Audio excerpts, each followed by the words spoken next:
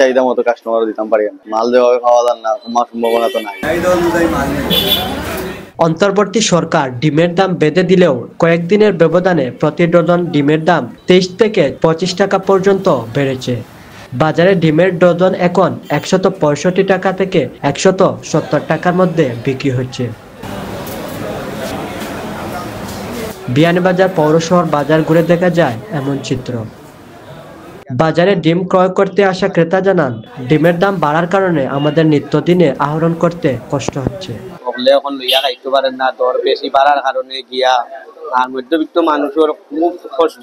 মানে ডিম আইলে একরকম, খাইলে একরকম, সরু একরকম, ডিম পাইকারি করে গেলে ডিমের পয়েন্ট দাম বাড়ে। মোটামুটি 800 ডিম আমরা বার হয়েছে হিসাবে, মানে এখন আর মূর্খ ডিম থেকে 800 ডিমের সাবেক দর হয়ে যায়, সমান হয়ে যায়।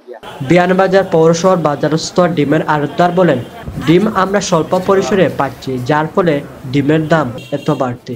পুরা চাহিদা মতো কাস্টমার দিতাম পারি না। আলি বেশি আর 55, পাইকারি বেশি আর 1300, দেশাল লিগটা 70 টাকা আলি। দাম অনেক বেশি বাড়ছে তো, আগে আসলে 1000 টাকা 40 টাকা আলি আসলে, এখন গেছে 55 টাকা। আলি মাত্র 10 টাকা বাড়ি, মাল যেভাবে পাওয়া যান না আমার সম্ভাবনা তো নাই। উল্লেখ্য, বাজারে ডিমের দাম স্বাভাবিক রাখতে গত 15ই সেপ্টেম্বর ডিমের উৎপাদন, পাইকারি ও খুচরা দাম নির্ধারণ করে দিয়েছেন অন্তর্বর্তী সরকারের প্রাণী সম্পদ অধিদপ্তর। অধিদপ্তরের আদেশে উৎপাদক পর্যায়ে প্রতিটি ডিম 10 টাকা 58 পয়সা, পাইকারিতে 11 টাকা এবং খুচরা পর্যায়ে 11 টাকা 87 পয়সা দাম নির্ধারণ করা হয়।